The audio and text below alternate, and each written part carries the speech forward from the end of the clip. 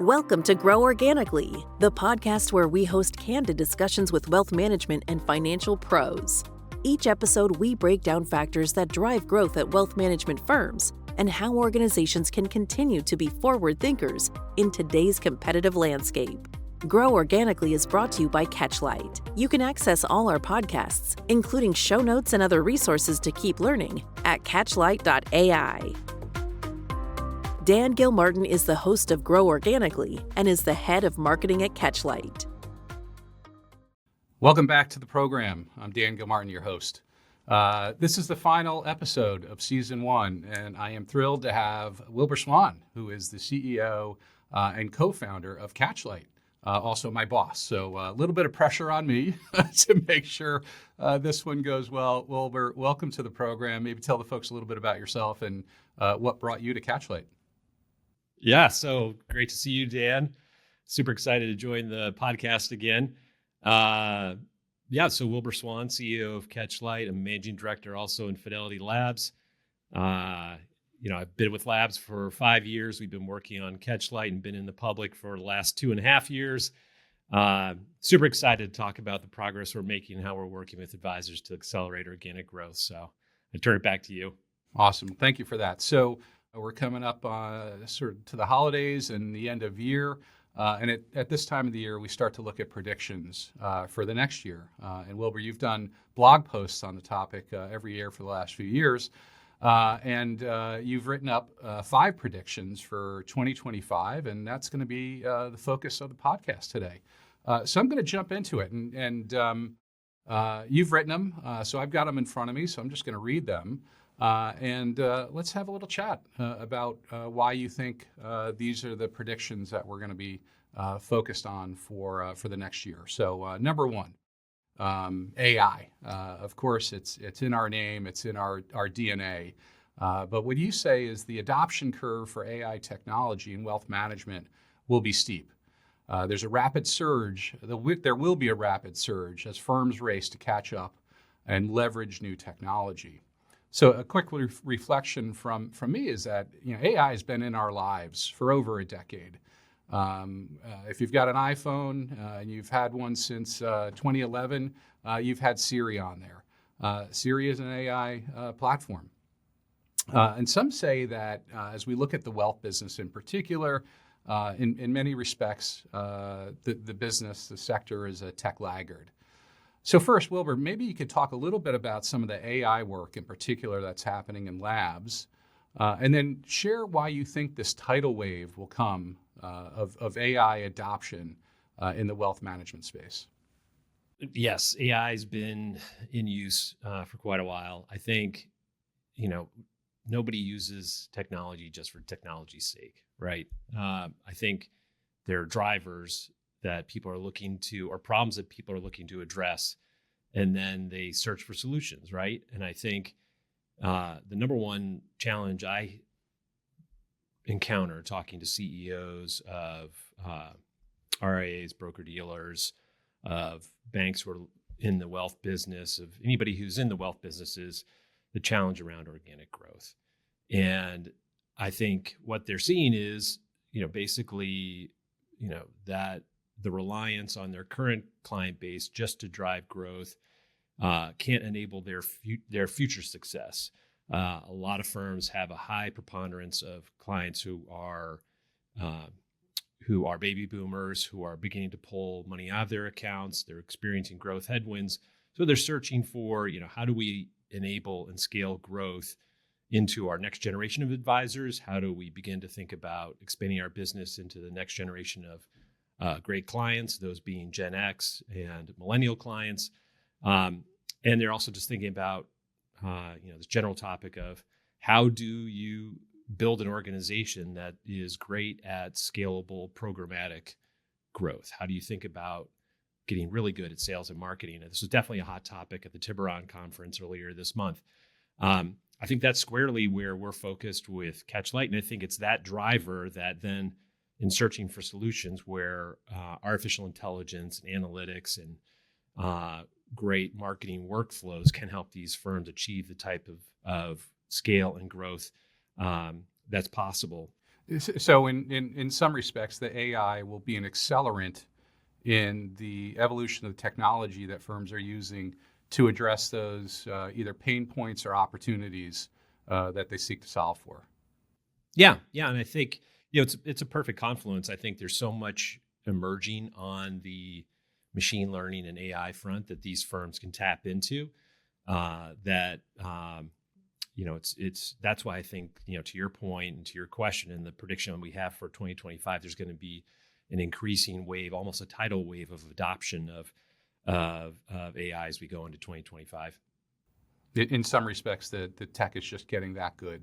So it's firms will adopt it because it's effectiveness. Yeah, better tech and easier to use, right? Right.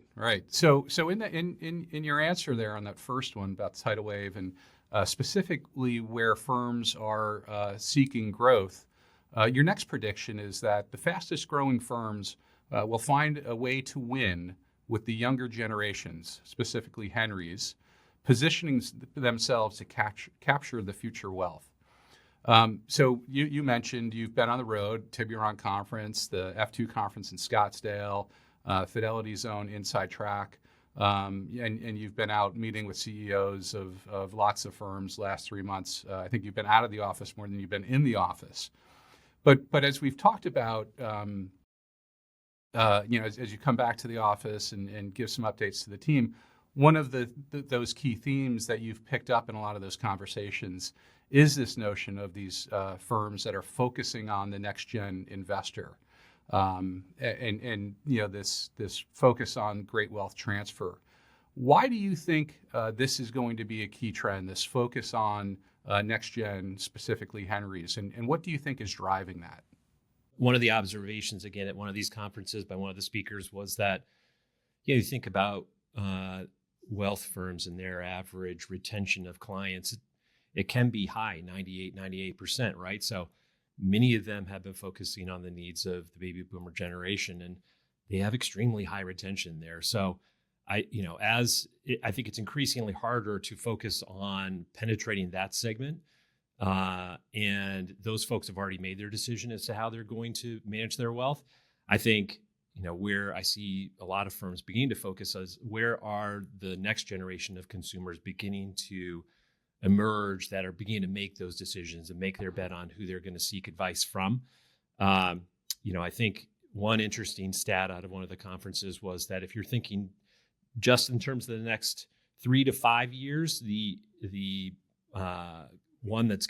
segment that's going to have the greatest wealth to invest and bet on financial advice would be Gen X. If you're thinking more 5 to 10 years out or further out, you go into the millennial segment, and that's where you'd place your bet.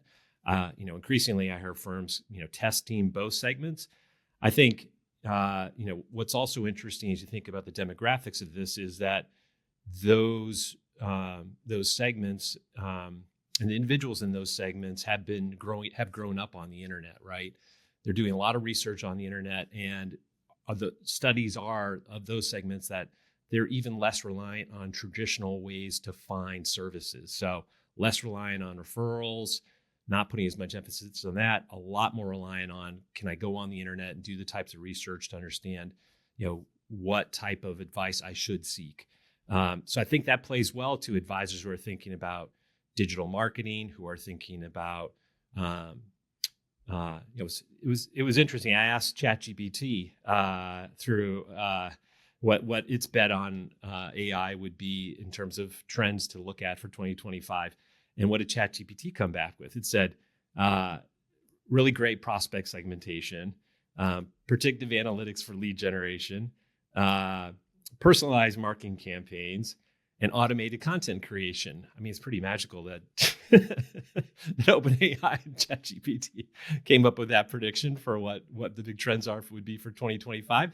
But I think the firms that get good at that, you get into a really great rhythm with your sales and marketing teams and your advisors around, how do we go after, again, this is a concept of programmatic, systematic approaches and methodologies to achieve growth.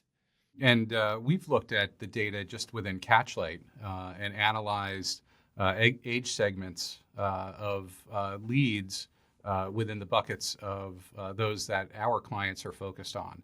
And we cross that against those firms that we believe have a higher growth rate than those with a slower growth rate. And it's clear that those with a higher growth rate have a larger number of those in the Henry segment, the high earner, not rich yet, the next gen investor. They've got a lot more. So I think it's going to prove itself out that, what you just talked about, the focus on the future wealth in this country is going to be in the Gen X or millennial. I'm hoping for Gen X because that's who I am. But we'll see what happens. So speaking of Henry, speaking of next gen investors, let's hit your third prediction. And that is that firms who prioritize their niche specialization and accurately match leads with the right advisors will transform client acquisition in 2025.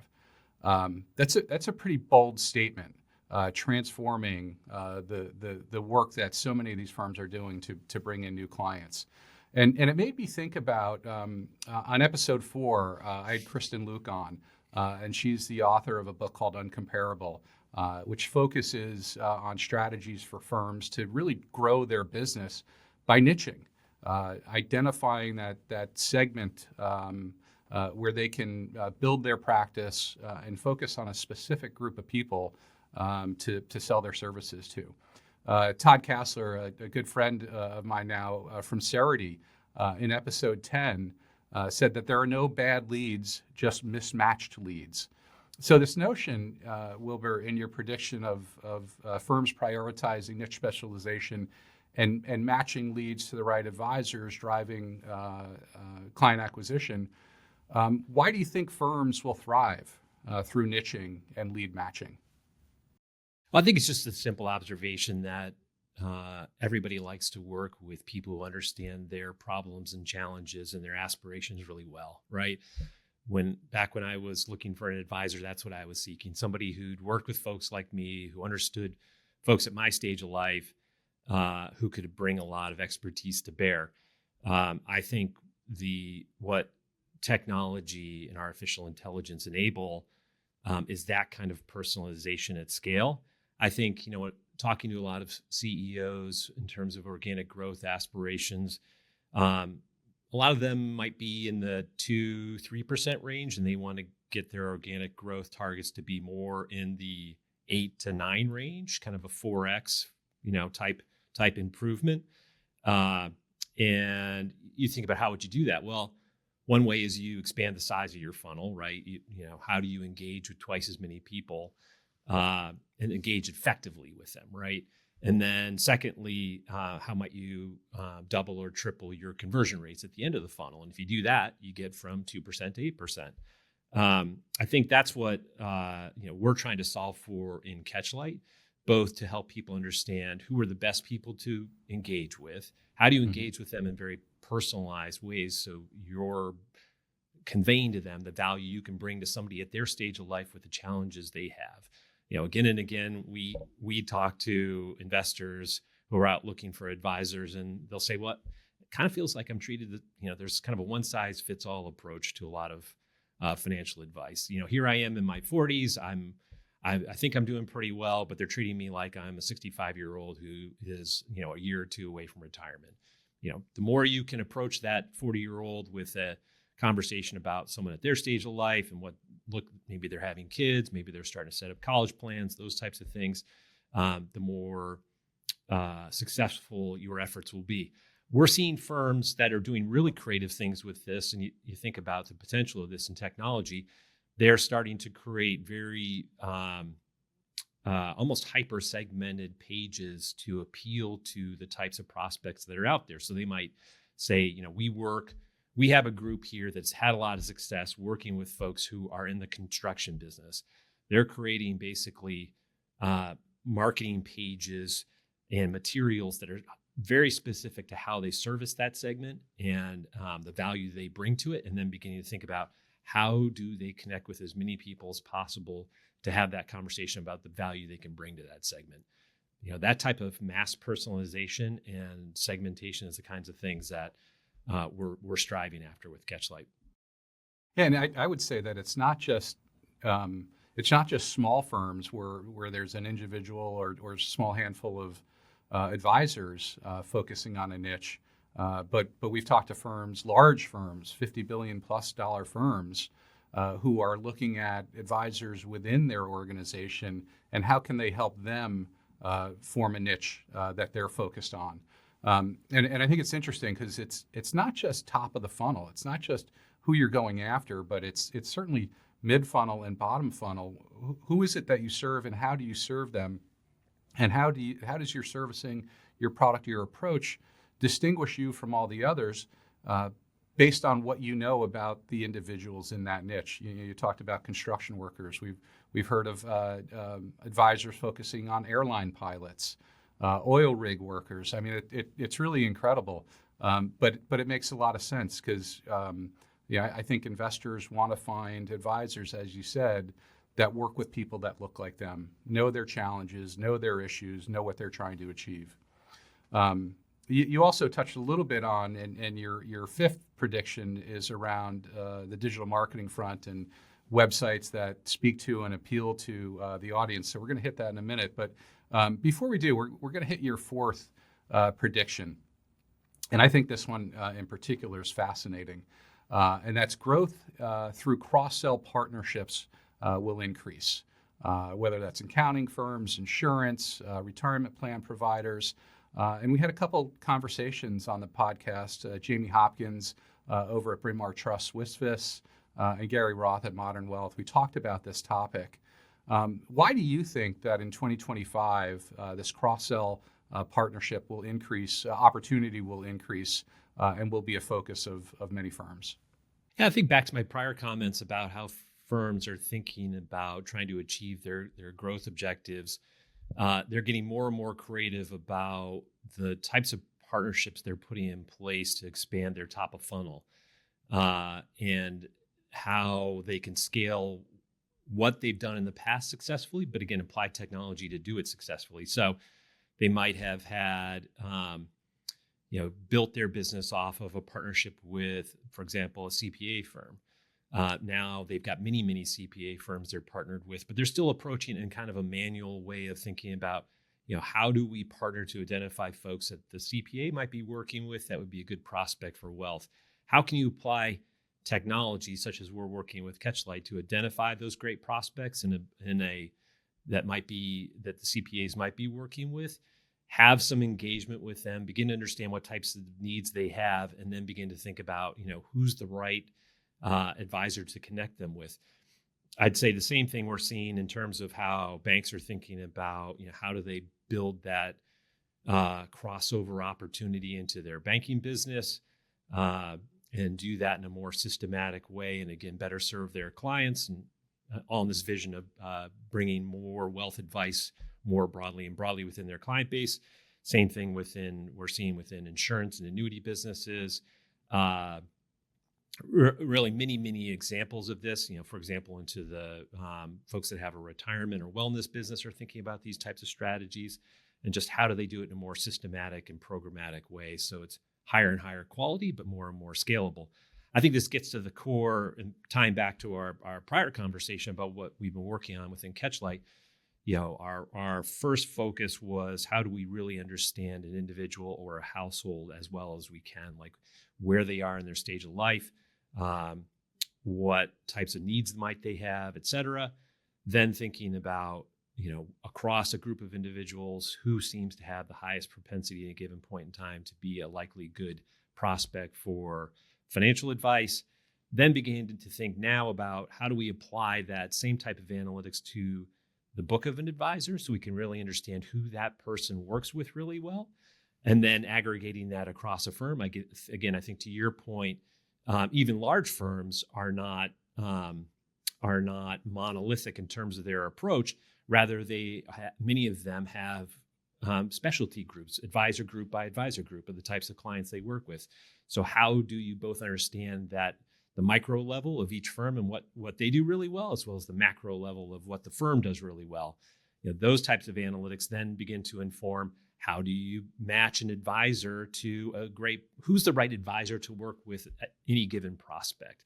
Say, for example, you have prospects that are coming in through any one of these levers of growth or channels of growth that we were just talking about.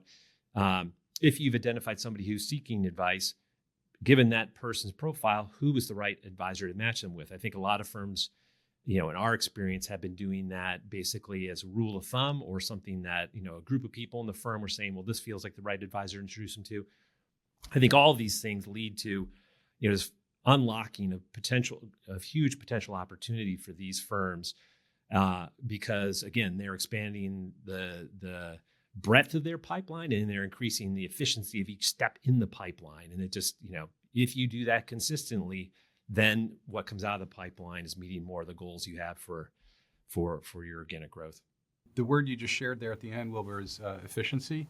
I happened to have dinner last night with a senior exec at a fairly large regional bank, and we were just talking about work and some of what we do, and so this topic of the cross-sell came up. They've got a growing and prosperous wealth business.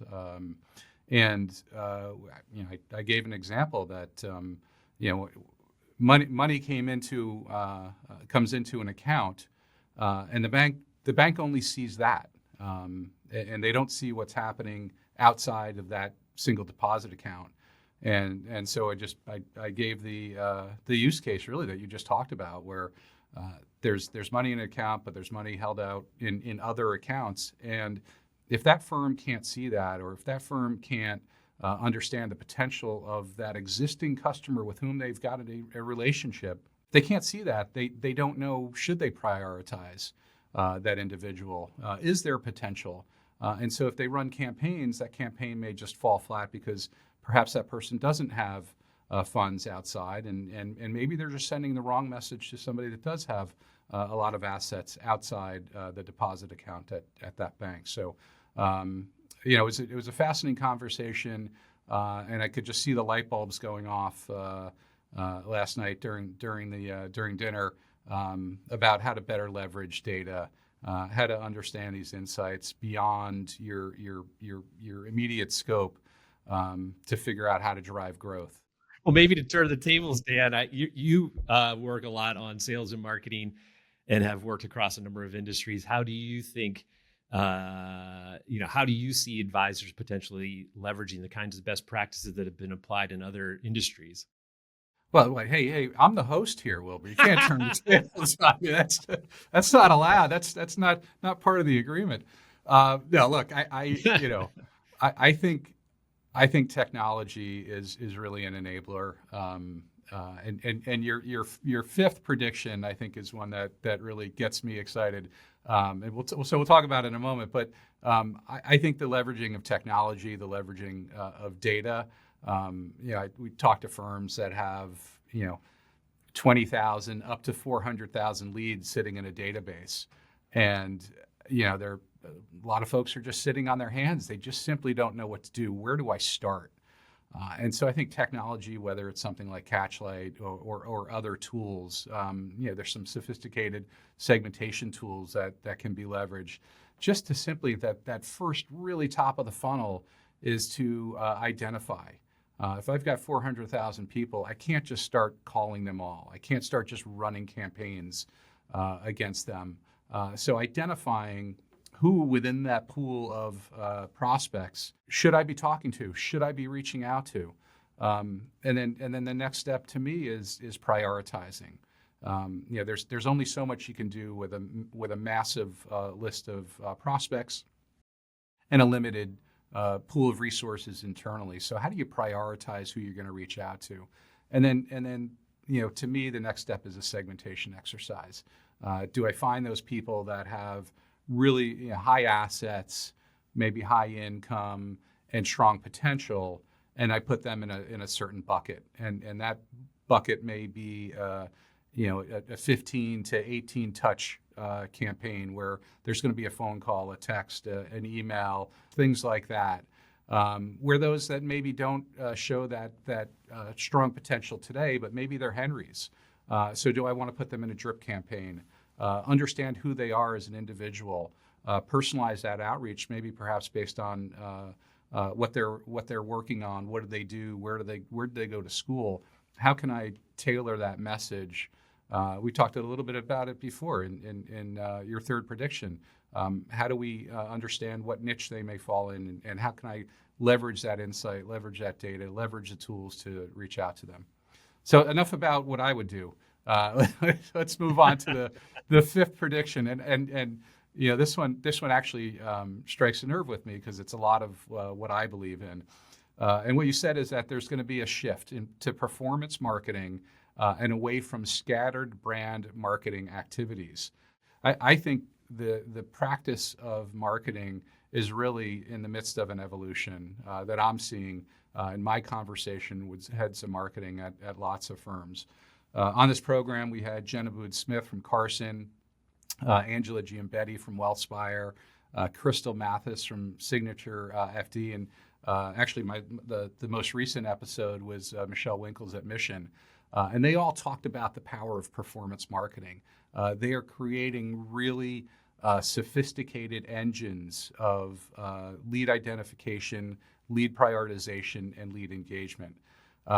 So you've talked to the CEOs, I talked to a lot of the CMOs, but why do you think this is a key driver in the shift of growth, this focus on performance versus a focus on brand marketing activities?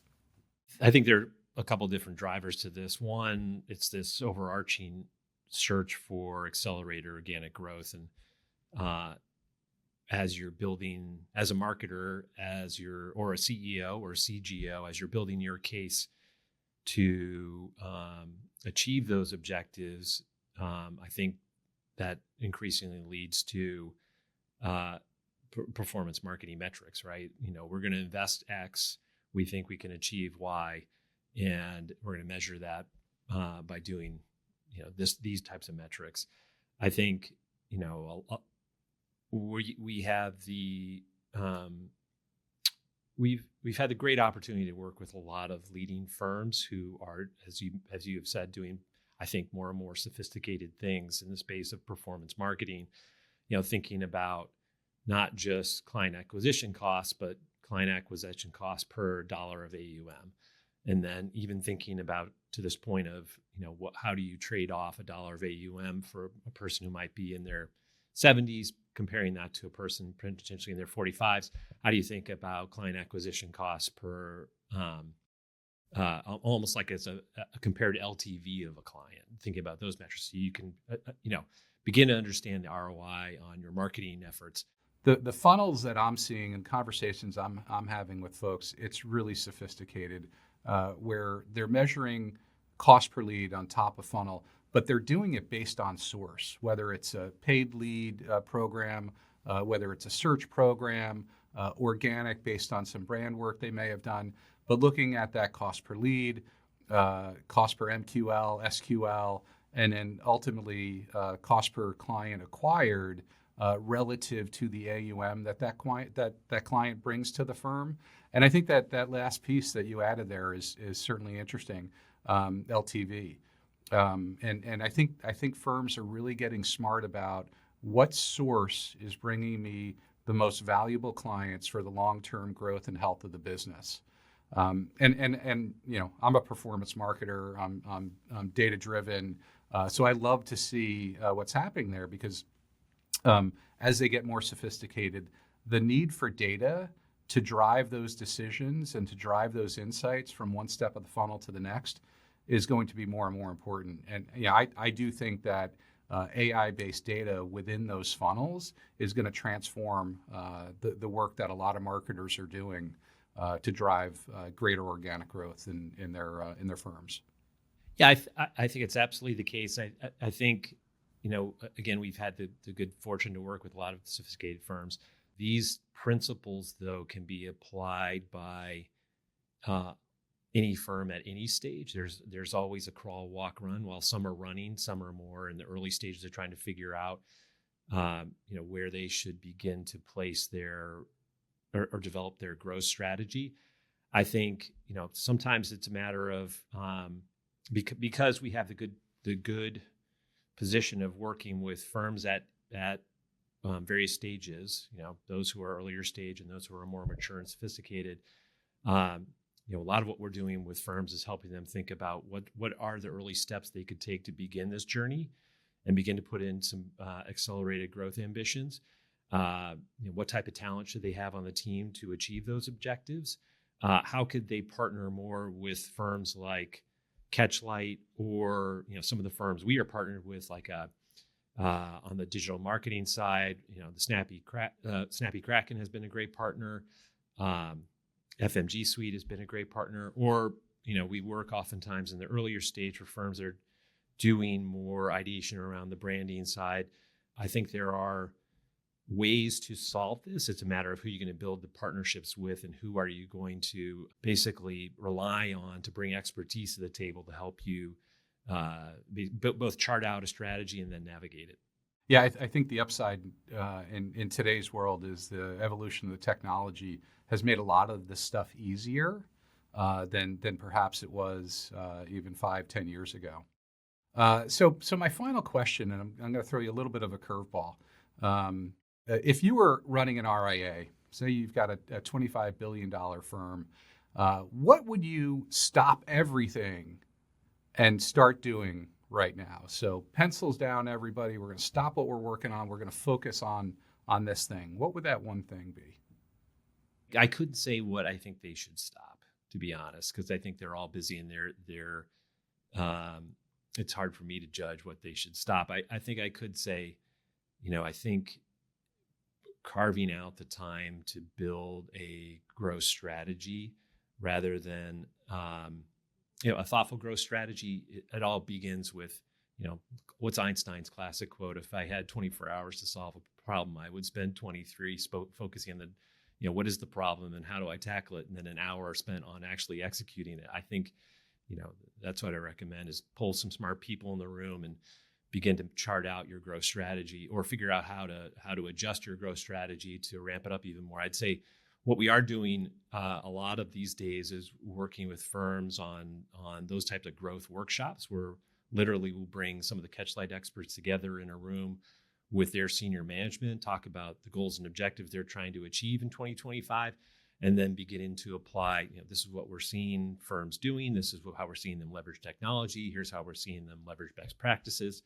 And that brainstorming leads to a great concrete plan that can be executed. So, that's typically where I would suggest most firms begin to think about, putting their time and effort. Yeah, I double down on that. I've been involved in a number of those conversations with firms where we're,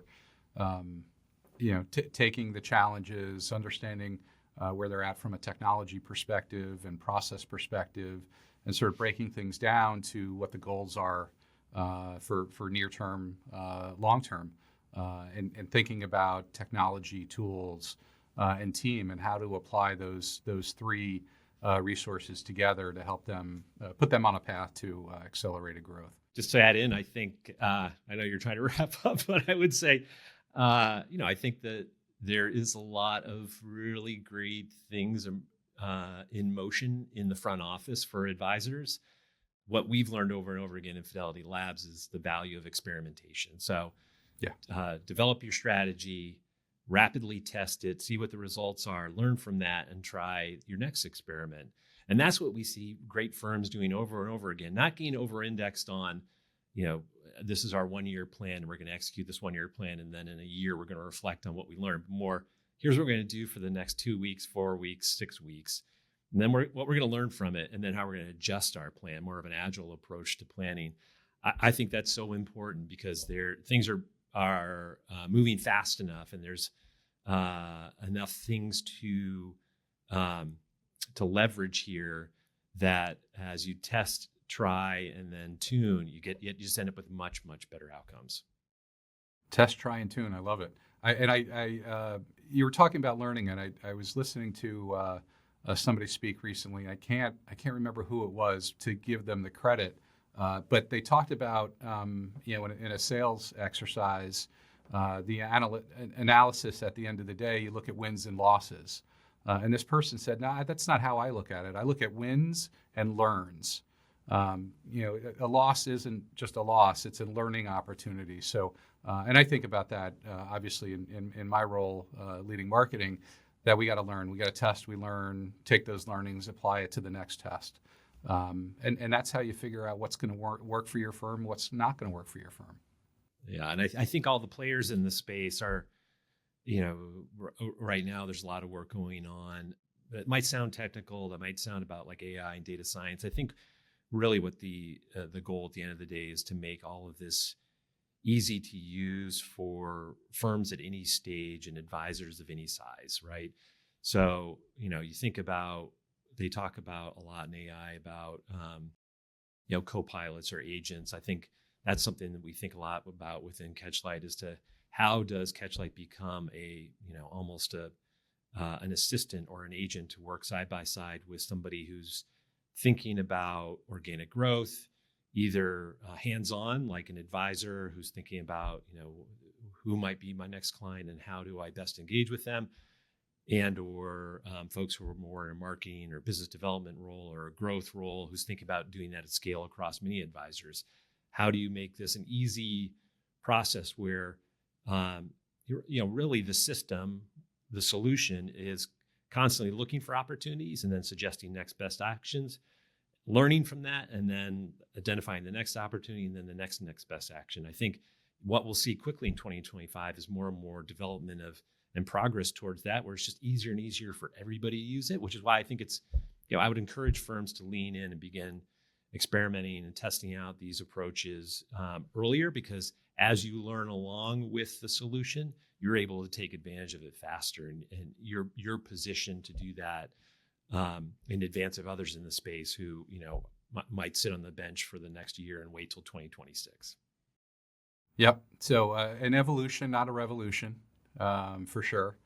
Well, Wilbur, thank you. Number one, the predictions for 25. We'll get a write up on this. We'll have a blog post out shortly, so everybody that's listening can see some more information. We'll share some more data from a Catchlight perspective on there. But that's a wrap for season 1. Wilbur, thanks for being the final guest here. And I want to thank all the guests who shared their knowledge and insights with us. I think I name dropped a bunch of folks.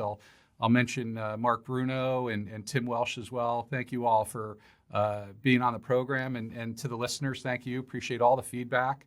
So we're going to take a month or two off, hunker down, and build our plan for season 2. Love to hear from you, and love to have your thoughts. So Wilbur, thanks again, and we'll talk to everybody in the new year. Thank you for listening to the Grow Organically podcast. If you enjoyed this episode, click the follow button to be notified when new episodes become available. Visit catchlight.ai, where you can access all our podcasts, including show notes and other resources to keep learning. This podcast was produced by Catchlight Insights, LLC. It is for informational and educational purposes only. The content of this podcast does not constitute an offer or recommendation of any securities and is not intended to provide tax, legal, or investment advice. The views expressed are those of the speakers and not necessarily those of Catchlight or its affiliates, and are as of the date indicated, based on the information available at that time, and may change based on market or other conditions. Catchlight does not assume any duty to update any of the information. Catchlight Insights, LLC is an affiliate of Fidelity Investments. However, Catchlight and other third parties mentioned in the podcast are independent entities and not affiliated. Catchlight does not endorse any investment advisor or provide advice or recommendations to any prospective or existing client of an investment advisor as to the selection or retention of that investment advisor. The information is not intended for any person or entity in any jurisdiction where the distribution or use of such information would be contrary to local law. Third-party trademarks referenced herein are the property of the respective owners. All others are the property of Catchlight Insights, LLC, copyright 2024 Catchlight Insights, LLC. All rights reserved.